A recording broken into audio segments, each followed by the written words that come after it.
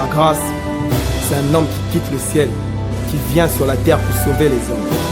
La grâce n'est pas un message, ni un enseignement, ni une doctrine, mais la grâce, c'est un homme qui accepte de se sacrifier sur un bois maudit à Golgotha.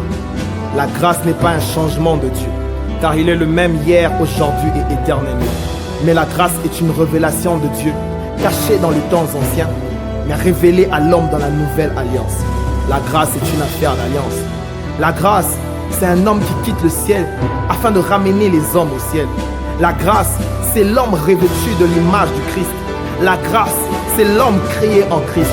La grâce, c'est lorsque le Fils unique quitte son Père afin de ramener plusieurs fils à son Père. La grâce, c'est lorsque Dieu se sacrifie de son Fils unique afin de récupérer plusieurs. La grâce, c'est lorsque Dieu abandonne son Fils à la croix à cause du poids du péché afin de tourner son regard sur les saints et les justes que nous sommes. La grâce, c'est Dieu qui nous sauve. La grâce, c'est Dieu qui exprime son amour pour nous à la croix de Golgotha. La grâce, c'est lorsque celui qui était auprès du Père pouvait crier « Mon Dieu, pourquoi m'as-tu abandonné ?» Car sur la croix, la grâce avait récupéré les hommes en abandonnant Jésus à cause du péché qu'il portait. La grâce, c'est lorsque Jésus, le Fils unique, devient le premier-né de plusieurs. La grâce, c'est lorsque les disqualifiés sont qualifiés. Car la grâce, c'est la qualification des disqualifiés. Oui, la grâce qualifie. Elle a qualifié Ruth, la Moabite, issue d'une tribu maudite, en faisant d'elle ancêtre du Christ. Oui, je parle de Ruth, celle qui a perdu mari et beau-père. Je proclame sur toi que la grâce te donne des choses au-delà de ce que tu as perdu. Au nom de Jésus. Oh, Rabba Shatanana. La grâce. Oui, la grâce. La grâce est le prix du rachat payé à la croix de Golgotha. La grâce, c'est la toute possibilité de Dieu dans ce que les hommes déclarent impossible. Il est impossible à Marie d'avoir un enfant à cause de sa virginité. Mais parce qu'elle a trouvé grâce, elle eut un fils sans l'aide de Joseph, mais par la puissance de Dieu. La grâce, c'est l'inaction de Joseph et l'action d'un Dieu tout-puissant dans la vie de Marie. Dans le nom de Jésus, que la grâce soit opérationnelle lorsque les hommes ne seront pas actifs dans ta vie. La grâce, c'est le bâton d'un Moïse bégayeur. Je bégaye mais j'ai la verge. Oui, j'ai la grâce qui me permet de faire des exploits malgré la difficulté de ma langue. La grâce est aussi le bâton de Jacob qui le maintient debout malgré la moiture de la hanche brisée. Ne te vante pas, car c'est la grâce qui te maintient debout. La grâce, c'est le bélier apparu à Abraham pour un Isaac destiné à la mort sur l'autel. Nous étions destinés à la mort à cause du péché d'Adam. Mais la grâce a dit non à la mort en nous communiquant la vie éternelle, les Zoé de Dieu. Oui, car Dieu a tant aimé le monde qu'il a donné son Fils unique afin que quiconque croit en lui ne périsse point, mais qu'il ait la vie éternelle. La grâce, c'est le pêcheur de poissons Pierre, devenu pêcheur d'hommes.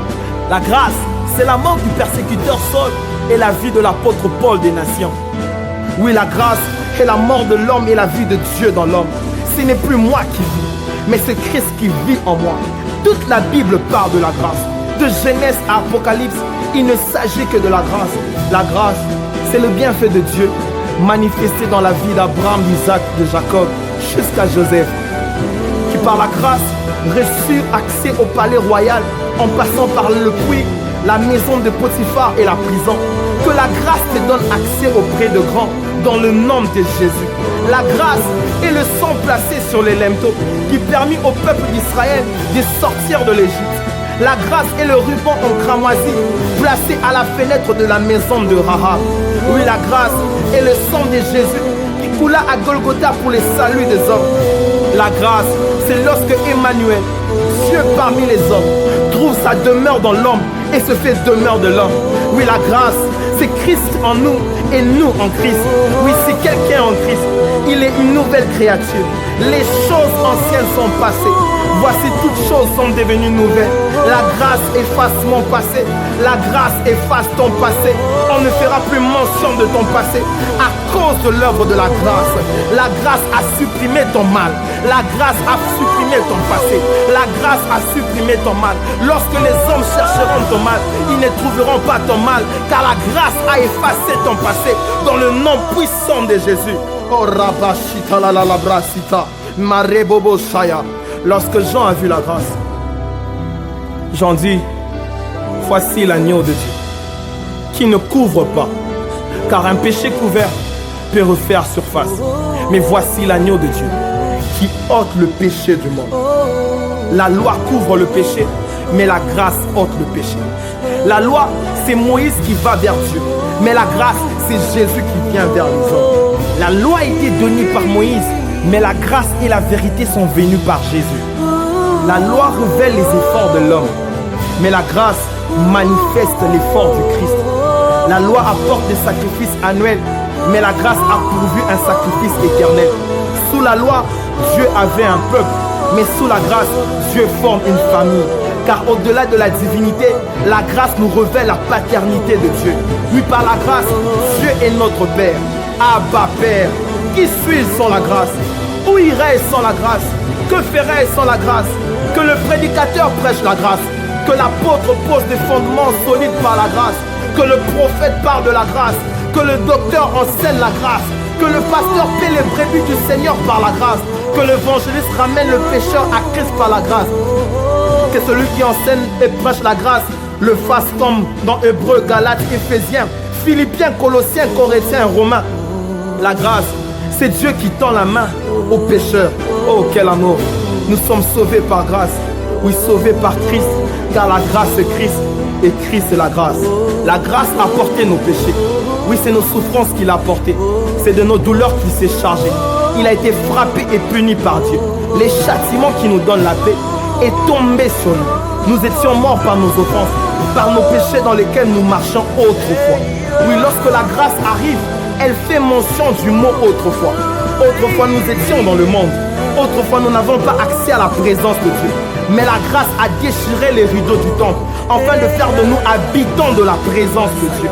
La grâce nous connecte à la bénédiction d'Abraham.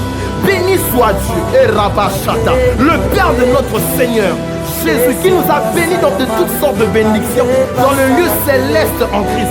C'est cela la grâce. C'est pourquoi je proclame que tu es béni par la grâce. Celui qui a le projet de te maudire doit avoir le projet d'annuler la grâce, car la grâce ne peut être annulée.